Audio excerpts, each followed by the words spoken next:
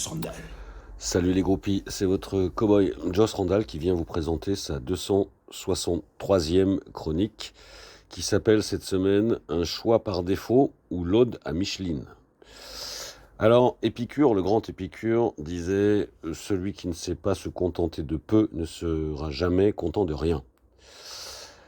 Mais j'y préfère encore la phrase de Christophe Lucas qui disait que dans la vie, il faut être heureux avec ce que l'on a, mais sans s'en contenter. Alors je ne sais pas si c'est parce que votre cow-boy Joss Randall est malade comme un chien, vous l'entendez sans doute, ou si c'est parce qu'aujourd'hui, donc au lendemain de ce flamboyant ASS Ajaccio, donc aujourd'hui 8 octobre est une date familialement symbolique pour moi, mais c'est un brin tristounet que je m'adresse à vous pour cette 263e édition des chroniques de Joss Randall. En tout cas aujourd'hui, je ne vous parlerai pas de foot, car je n'ai rien à dire tout simplement. Une énième purge, mais en même temps de nouveau pas de défaite.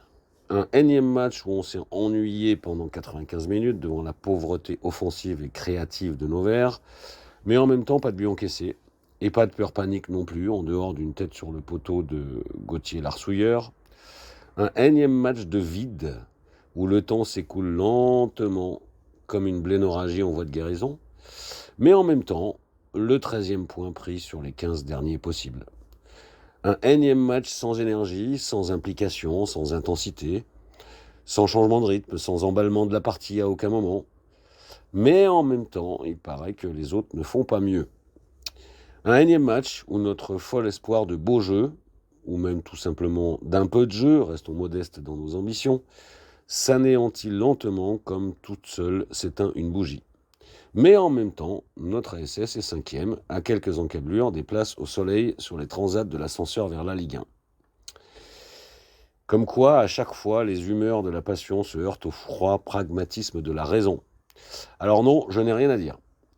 Même moi, un des vieux boomers romantiques, un coucou à mon Patrick Guillou, dont la Micheline se moque comme de sa première chaude pelisse, eh bien, acceptons cet ASS nouveau, puisqu'elle semble avoir trouvé la formule pour prendre les points qui comptablement la mettent où elle est censée être au regard de son budget et de ses ambitions.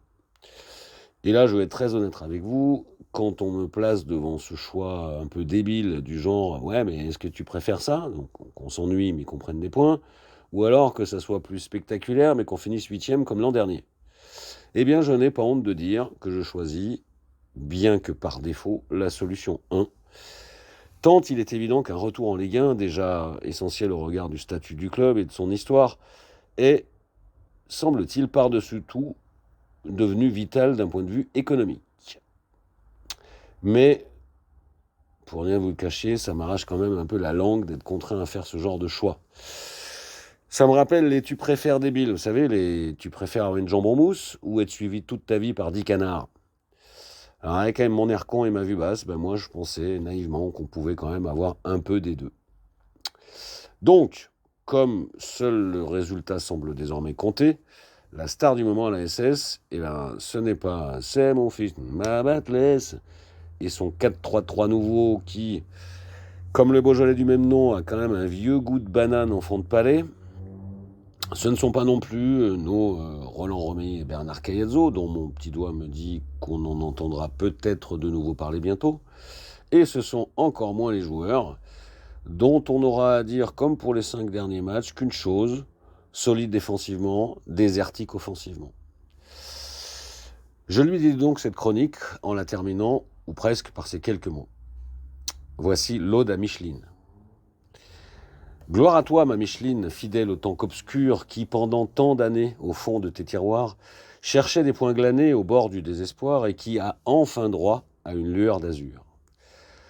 Toi qui te fous du jeu comme des choix de système, tant que ton compteur point se part de beaux atours, tu souffres moins que nous, romantiques de toujours, attendant vainement de voir un jeu qu'on aime. Gloire à toi, ma Micheline, ta vision pragmatique aura toujours raison de nos goûts de rêveurs. Le retour vers l'élite au prix de la sueur, c'est le chemin tracé par l'axe stratégique. Mais entends nos prières, Micheline de la Conta. Au détour d'un couloir, si tu croises les gars, dis-leur de notre part que si tous les points comptent, le feu de la passion supporte peu la honte.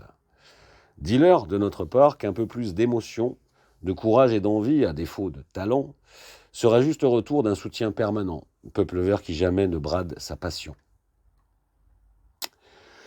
Bon, en attendant, on se fait quand même toujours chier, donc il faudra pas trop s'étonner qu'avec aussi peu de choses à dire sur ce qui se passe sur le Prévert, comme disait le grand Jacques, les rumeurs recommencent à enfler sur ce qui se passe en dehors du Prévert.